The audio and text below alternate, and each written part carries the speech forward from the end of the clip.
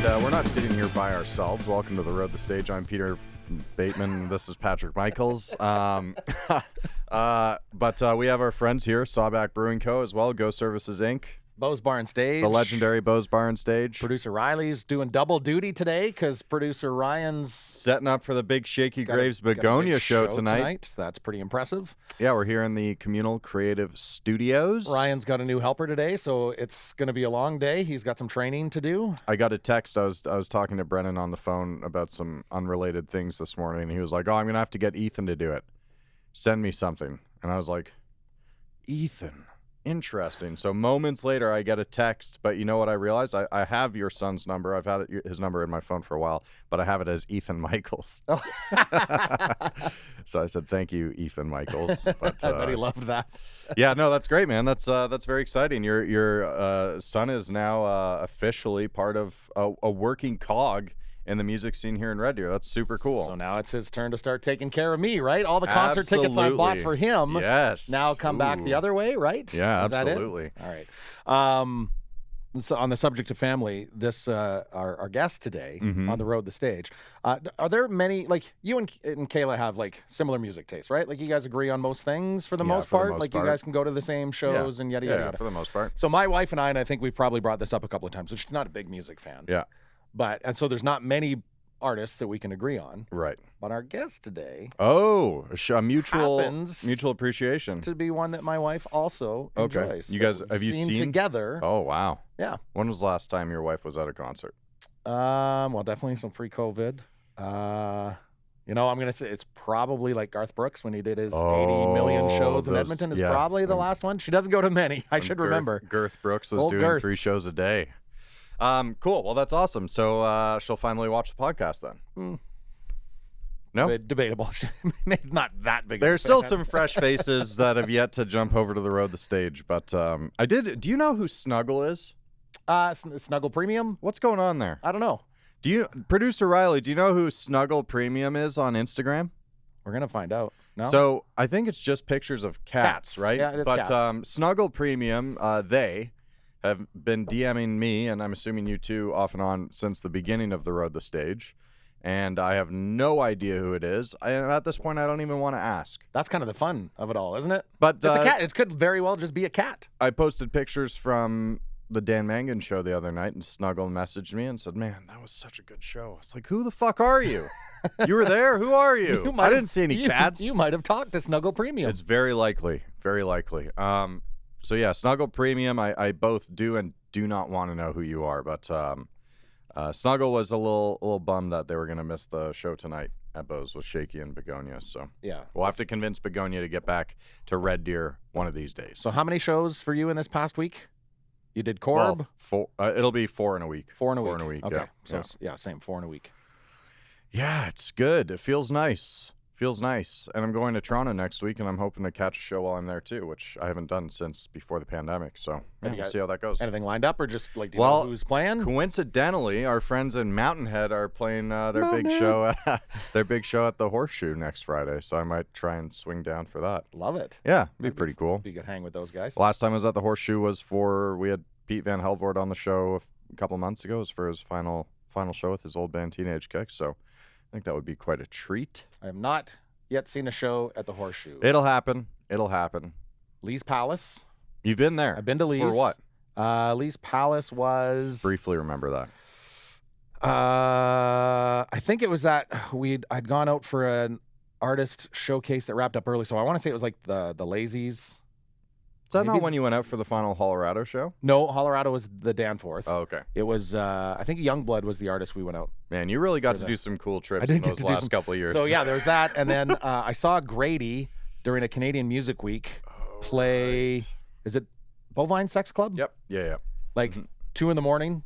Yeah. Was pretty cool. I think those are the ones. I've done Lee's, Bovine, and Danforth. So no Sneaky D's yet. You've done the amphitheater too. You've done yes, that's right. Did the Molson Amphitheater. And Danforth. You've been to Danforth. Danforth was where Colorado did you just say that? there. Yep. Okay. Thanks for paying attention. Anyways, yeah. No, I'm. It's weird. Shows are officially back, and I'm very happy about it. I have no complaints. People are being respectful. You know, it's funny at the Billy Talent show. Yeah. Ben did have to get a little pissed off because things were getting a little crazy at the front, which, people have been penned up and get out to do whatever. But he had to point somebody out in the crowd and say, hey, let's take it easy. We're Billy Talent. We're all about love. And then about 3 songs later, the same shit was going on. Same people, you think? Same people, wow. seemed like. And just getting a little violent in the pit or what? A little violent in the pit. And there's kids up there, too. He'd pointed out there's a few kids up close and just got the whole crowd to take a step back. And, I actually talked about how he became a father over the course of the pandemic. So right. It's changed a lot. He said, that's fine. Be drunk, be high, go crazy. But if you want to do that stuff, head to the back. Yeah. That is, that's kind of a tough cookie, though, right? Like, that is where the front is where that stuff typically happens. Right. So. But again, we go back to the show that we saw at Bo's with Comeback Kid. Like, there was all love. All that's going on, but everybody's taking care of each other, and it went a little beyond that. All right, our guest is officially in the waiting room, and we're gonna let Raine Maida from Our Lady Peace in. Do not want to keep Rain waiting right now. Damn, look at you guys. Wow. How are you, dude? I'm good, man. What's in front of you? What is that? Is that beer? It's empty glass bottles meant for beer. Yes. We've got. Well, it is after 12. The Bo's. Yeah, but I still got lots of work to do today. We got the Bo's, our friends at Bo's, and Sawback Brewing, of course. Sick. Nice table. Thank you. I believe actually we're getting a new table. You may recognize these tables. Oh yeah, they are from Bo's Bar and Stage. Yeah. Are they really? Yeah. How are you? Are you on the West Coast or what? I am. Yeah. I'm in LA. So it's 11 here. Yeah. No drinking yet. No beer yet. I mean, we're not having any either. So it's all good. Gotcha. A nice, clean, sober chat. How's your morning so far? Beautiful Good. Thursday in LA. Yeah. It's kind of like rinse and repeat in LA, Yeah. Do you mind if I inquire about your weekday morning routine in a beautiful city like that? I like to get up early most days if I'm not like working in the studio late. It's like a coffee, guitar, like this is my place. This is my studio. So I just sit in here and I kind of spend most of the day in here. And then I chill in the afternoon later and usually find myself back in here at like 9:30, 10 o'clock for a few hours, work on stuff. We've been working a lot. My kid's been making a record actually over the course of started in COVID and now we're just finishing off. So trying to get that done before I hit the road. I think we wanted to ask about that too, because I believe, what was the vocal comparison for what's your son's name again? Rowan, right. I think I saw Frank Ocean or Frank Sinatra meets Frank Ocean. Is that one of the quotes I read? Yeah. That's pretty incredible. I don't know if he sounds like that. I definitely know influences are coming from all different places, which is like, if you look at a playlist, it's like Frank Ocean, Sinatra, Bowie.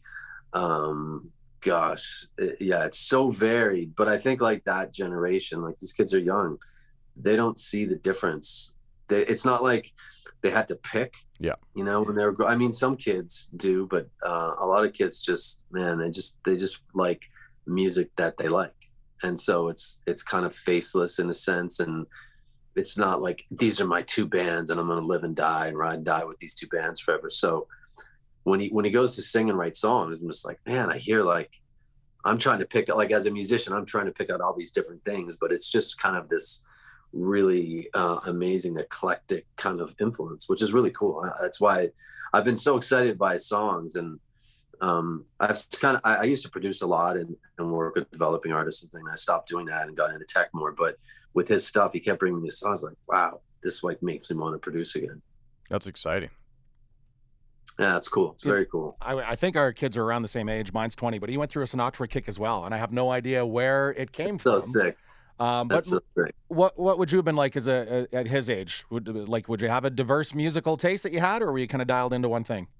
I mean, I went through phases, right? But I think that's it. It's like I went through like a Neil Young phase. I went through a Rush phase. I went through a U2 phase, and those things were like, they took up months of my life because that's all I listened to. And like, you get to really understand those artists, which is cool.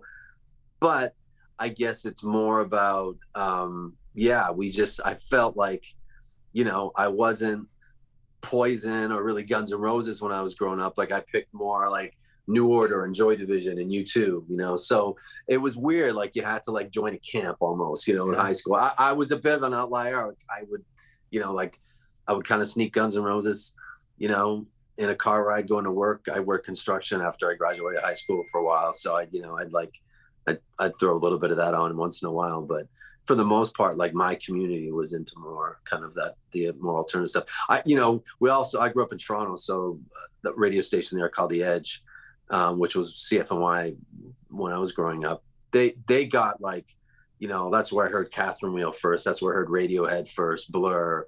So that was an influence in itself on me, where kids don't listen to radio anymore, right? They're just on Spotify devouring music. Yeah.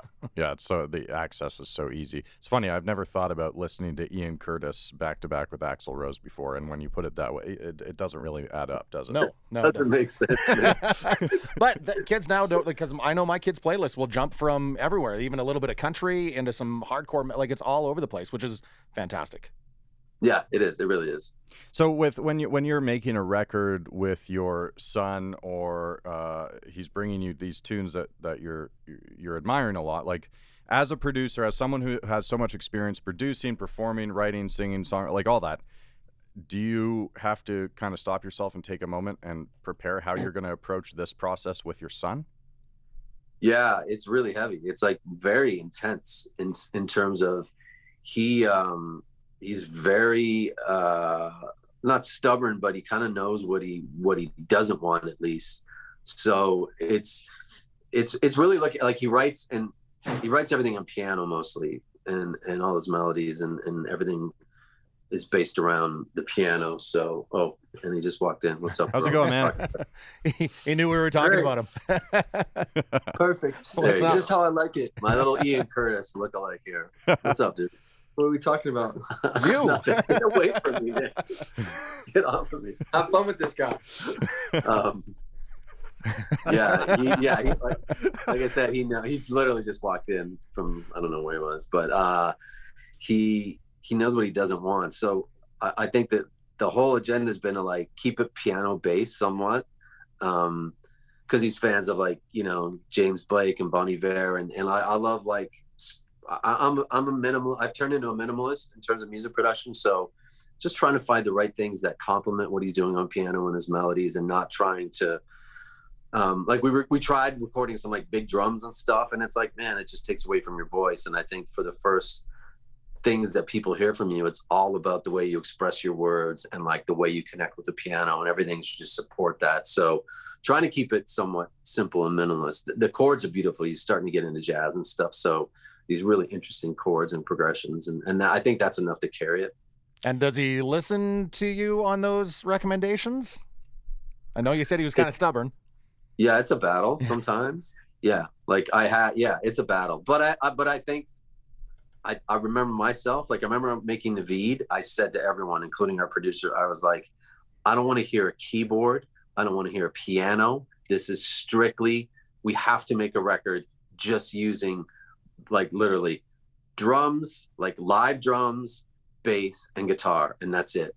And I look back, I'm like, who the fuck do I think I was? Like, who did I think I was back then? Just saying that, like this grand statement. But you kind of like, you have to trust your instincts when you're, especially when you're a young artist, and go down that road. And then you're going to learn from it. And I think even because we've been able to stretch this out because of COVID, he's come back like a couple months later and said, yeah, you know what, let's go back to that other idea, because, I've had some time to live with it. And I think that's what it is. When everything's new, you kind of like want to stick to your guns, but then, the whole creative journey is about doing something, putting a stamp on it, looking back on it and saying, okay, now I know where I want to go. It has to be that journey. And I respect that.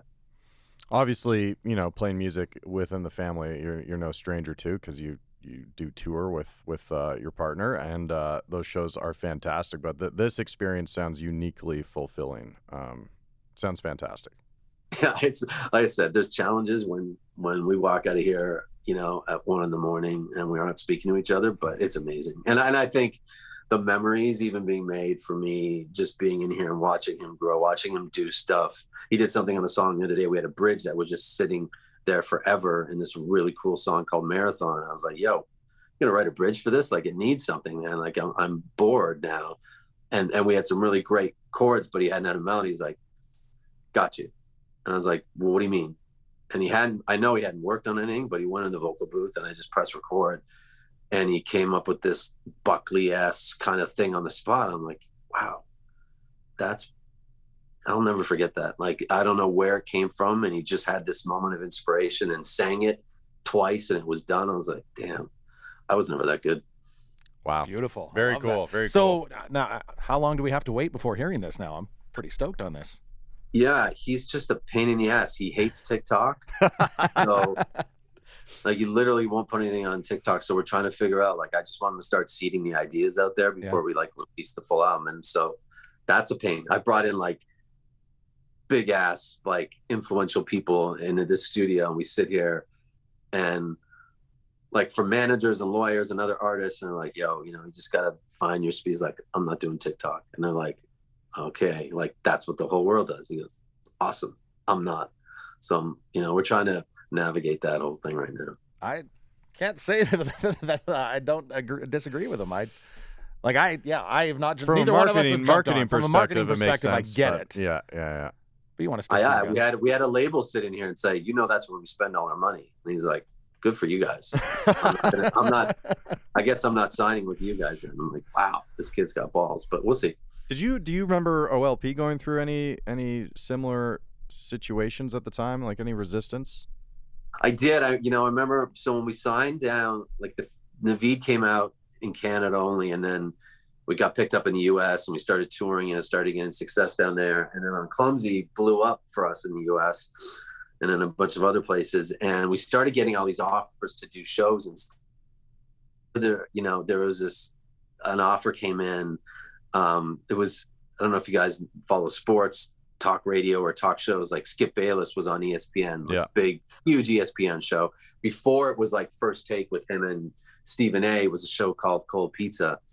And we got asked to play on Cold Pizza, and it was in the morning. And I was like, my artist self, I was like, I'm not playing on a sports talk show in the morning.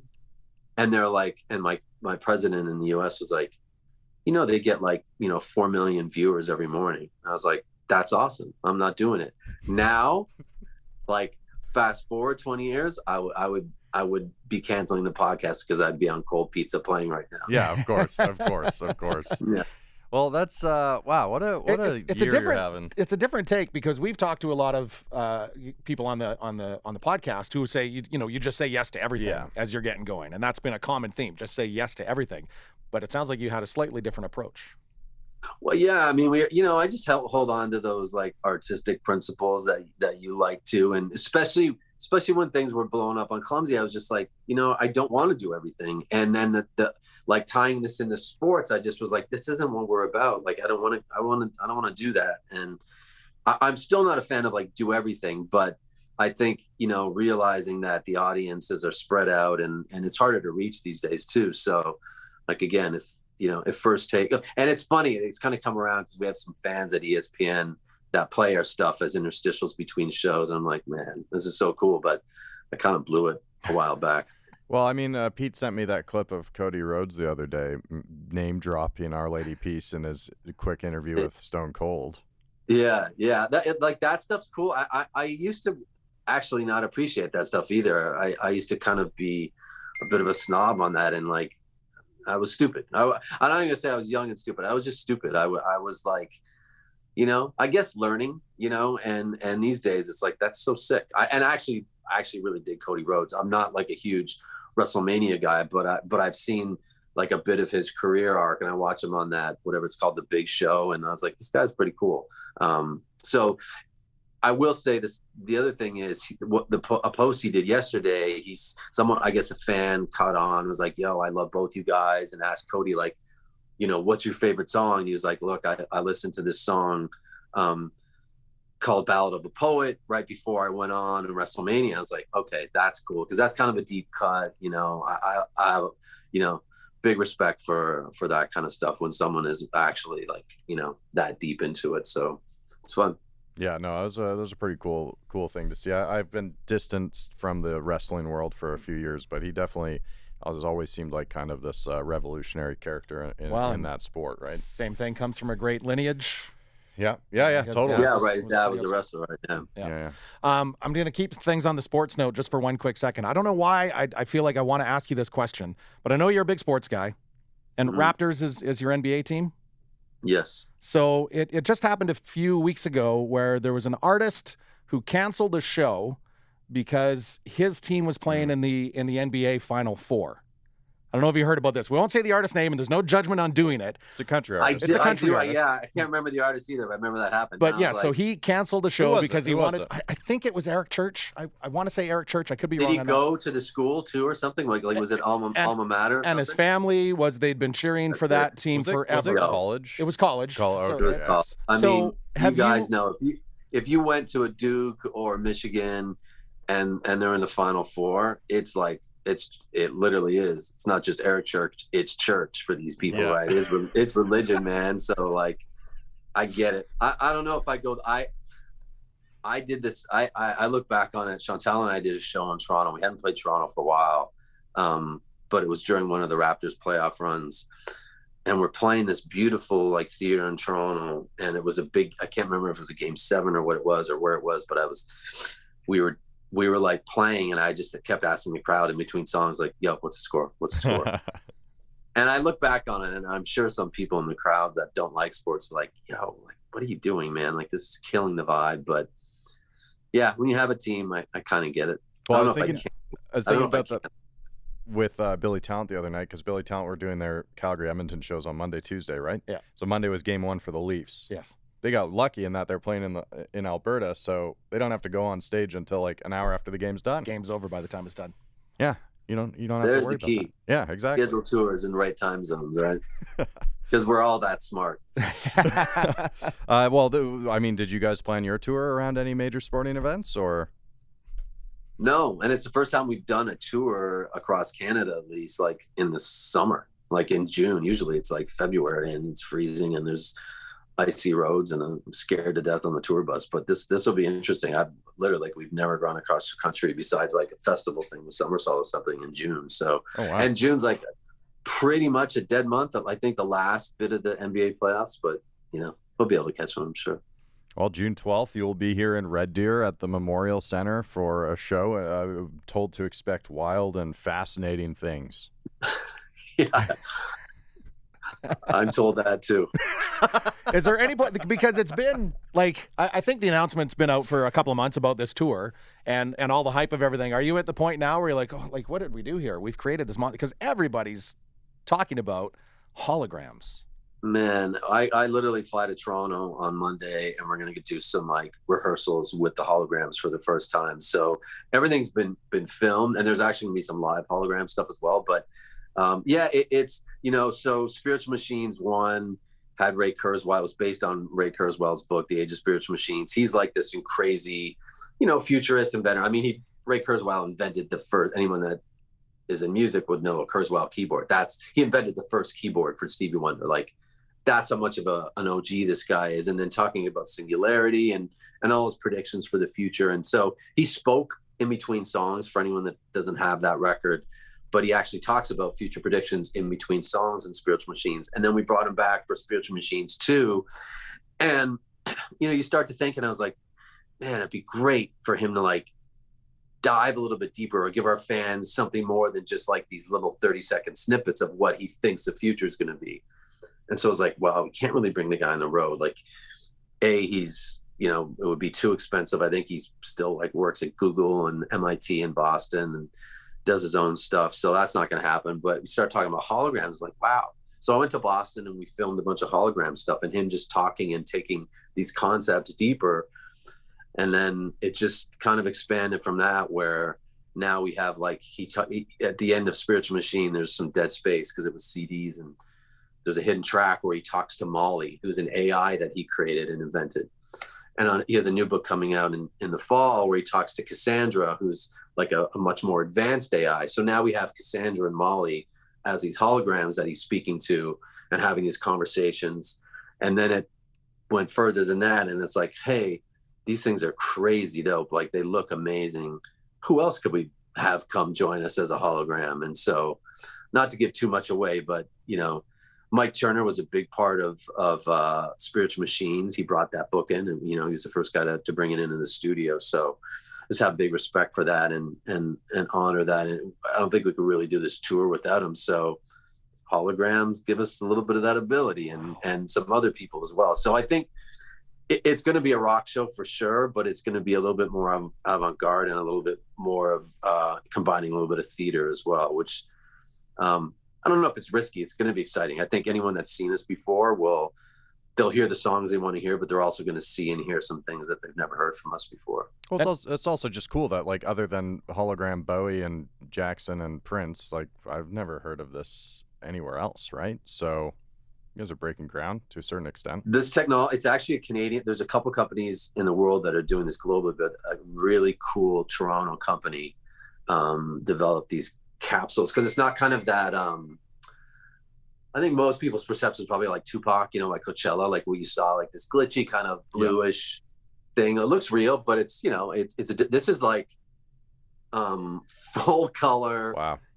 It's in a capsule, but you think you're like, is that person there? And it's like pretty wild. So I feel like people are gonna get to see this technology for the first time. Like, you're gonna walk into the theater, there's a hologram in the lobby that's going to greet you. Like this, like mom will greet you and talk to you.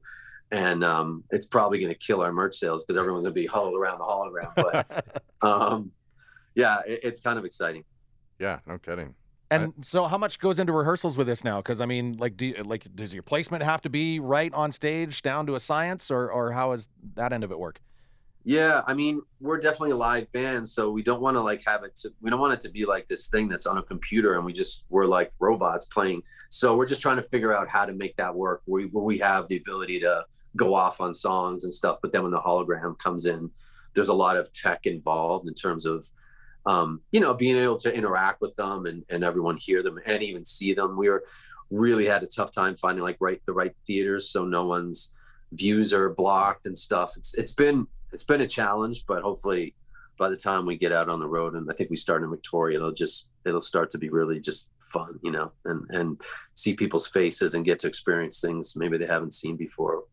Be pretty dope. Yeah, I'm trying to think. I don't know that you guys have played the Memorial Theater here before. I mean, you guys have done festivals all around Red Deer, and I just don't think you guys have done that Memorial Theater before. Is it? I'm assuming it's nice. Please tell me it's nice. I've actually I've only ever seen a stand-up show there before. Is that right? Yeah. You've seen lots and lots of concerts. Yeah. So, I'll be straight up. It used to not be the best place to see a rock show specifically because they wouldn't allow beer in the auditorium.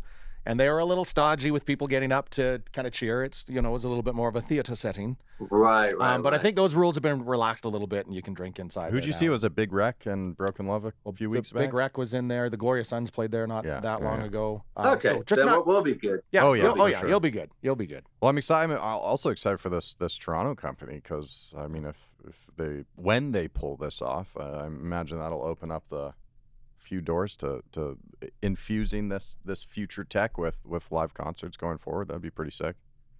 I think with everything, yeah. I mean, the fact that really, I could actually perform from my studio while the band's out across the country. It's that good. You know what I mean? Like it's as long as the signals and everything are hooked up. It's wild. It's really wild. That's incredible. I'm very excited to see that. So that's again, we said June 12th, right, Pete? Yeah. June 12th in Red Deer. And then also obviously incorporating the classic stuff as well. You do a great job with your social media, Rain, responding to fans and chit-chatting with everybody. Absolutely love that. So I'd seen somebody yesterday, I think it was yesterday, tweeted at you about it's going to be their first time seeing OLP. So does that weigh in the back of your mind at all? Like, okay, we've got somebody that's never seen us do Superman's Dead before. We probably have to try to sneak that in. Yeah, I mean, it's funny. Like Superman's an easy song because we're trying to thread the theme of like the future, and Superman. That was kind of the thing about the world being a subway, like how time is, and technology becomes exponential, right? And so that song fits. Obviously, there's other songs that we think fit thematically, but yeah, just in general, 100%. Like I'm not that band that's not going to play a hit because.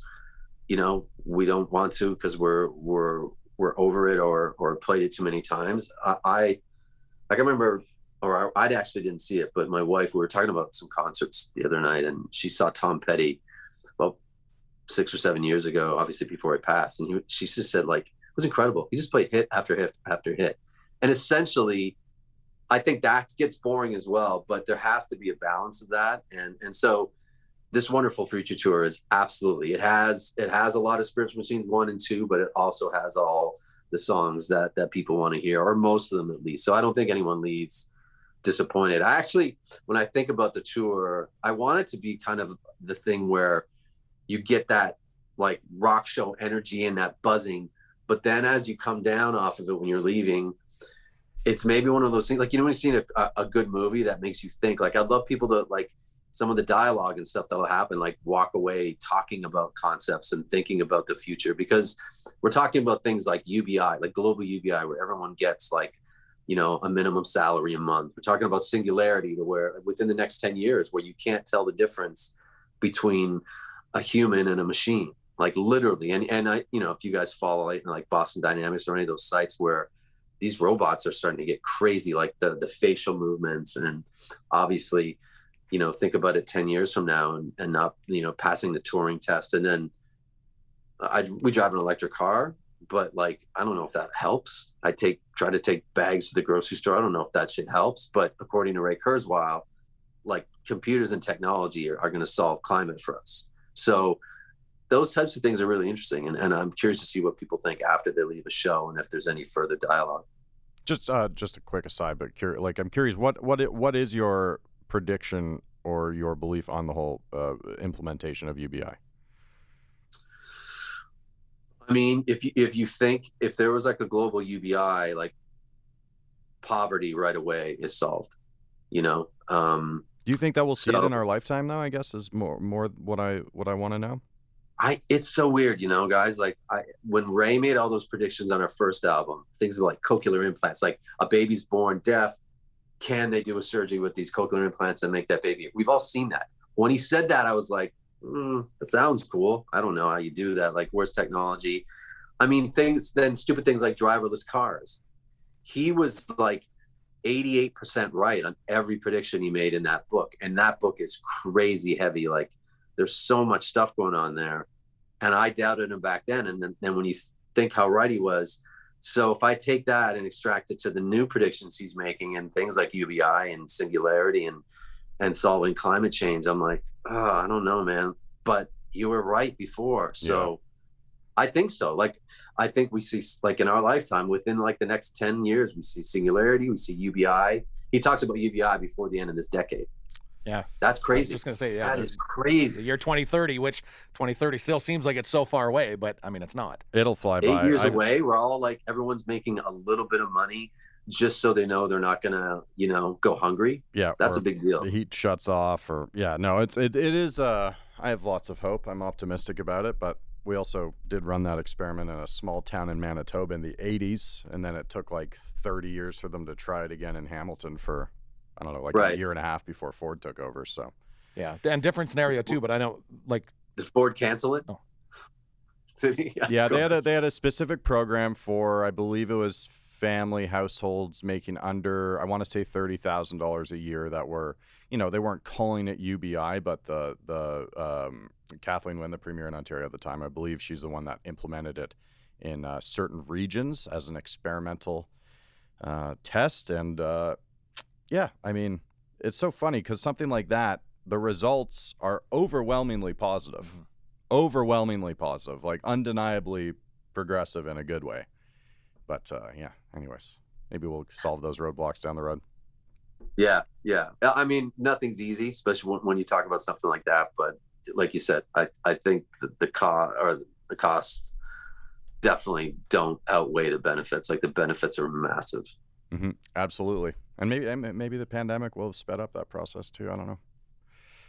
We shall see. But anyways, okay, I've gotten my UBI talk. I've gotten my fill for the day. Thank you, Rain. I appreciate it. I love it. Pete, what were you going to say? Well, just adding to that, though, like, all that stuff seems like it's so close. I was going to say, we've been in Alberta talking about like a high-speed transit line between Edmonton and Calgary for what feels like my entire lifetime. Yeah. And that hasn't come to fruition yet. It gets close, and you think it's about to, but it hasn't. So, I'm not entirely sure the population in Alberta is. I have a feeling that's the roadblock. Is that you think? Yeah. Just because there's so much. I mean, that would eliminate so much traffic. There's so much traffic between those two cities, and get all of those cars off. Not all of those cars, but get so much of that traffic off the road. Yeah, I like that idea. I mean, we were,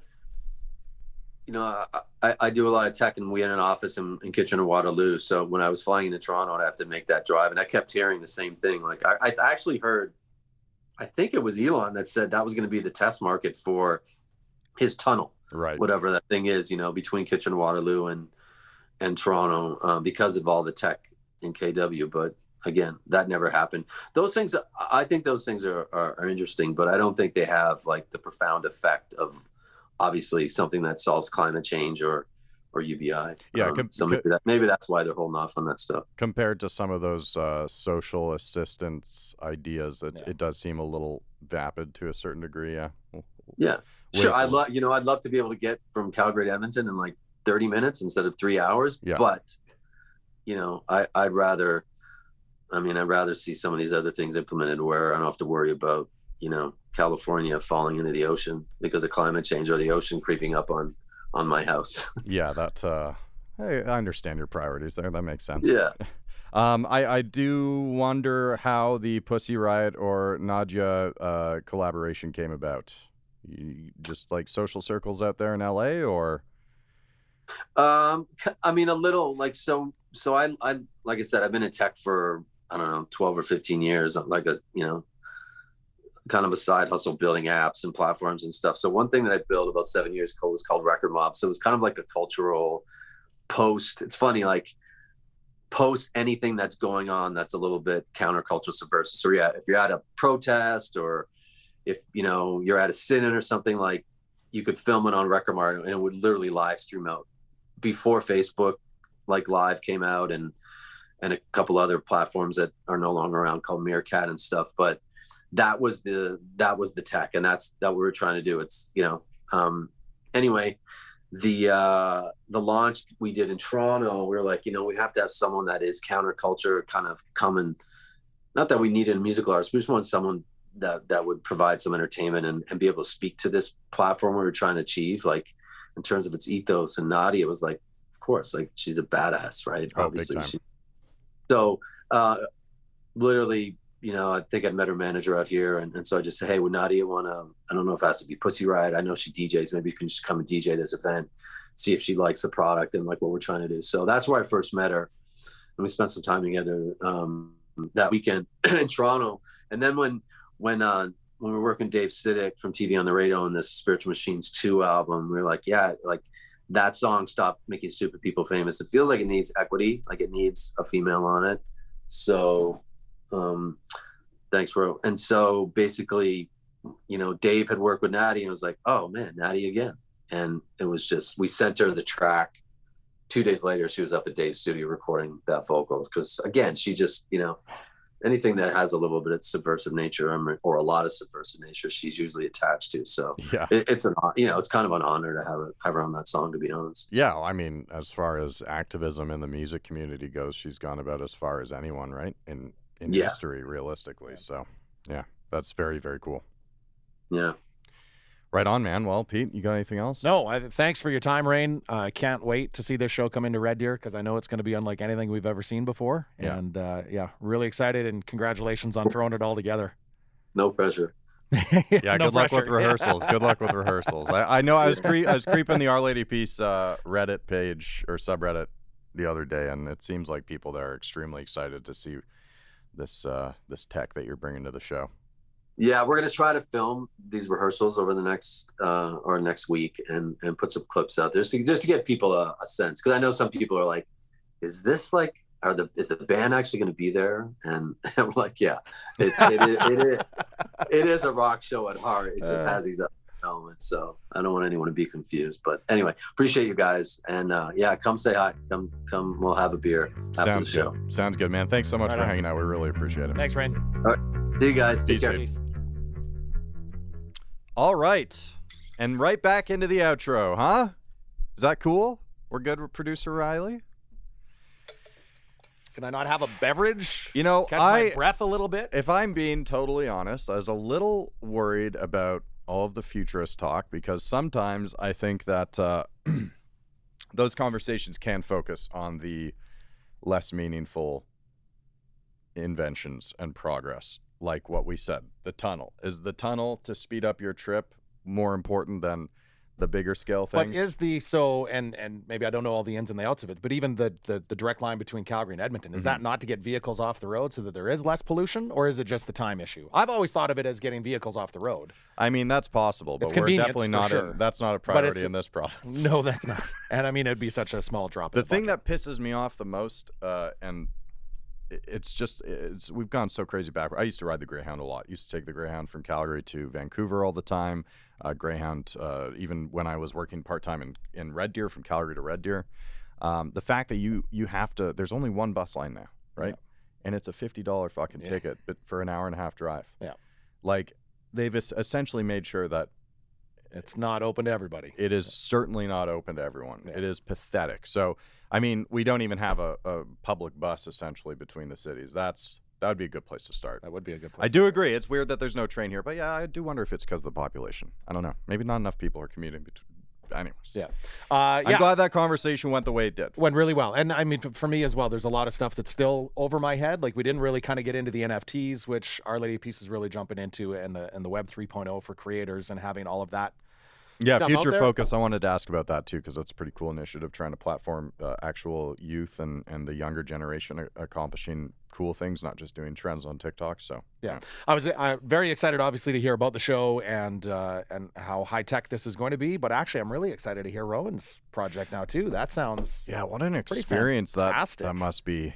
Sounded very grounded about it. Very grounded. Like, yeah. Interesting. Yeah. Very, very cool. I know. I had a hard time teaching my kids to do anything.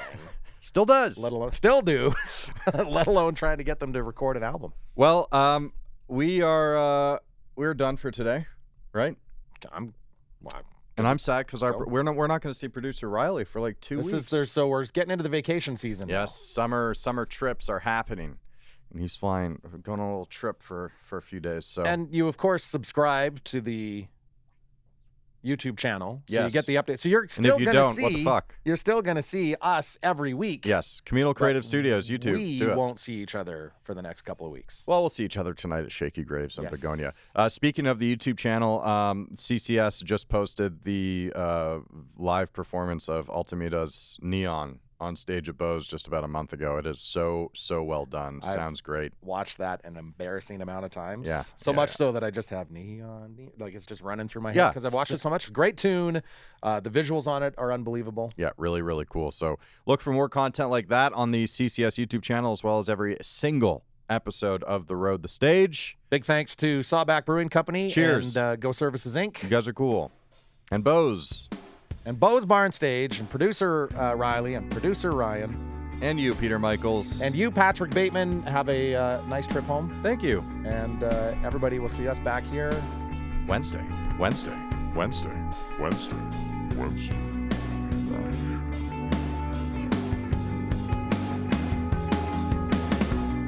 The Road the Stage is produced by Ryan Kuly and Ryley Surian at the Communal Creative Studios in Red Deer, Alberta.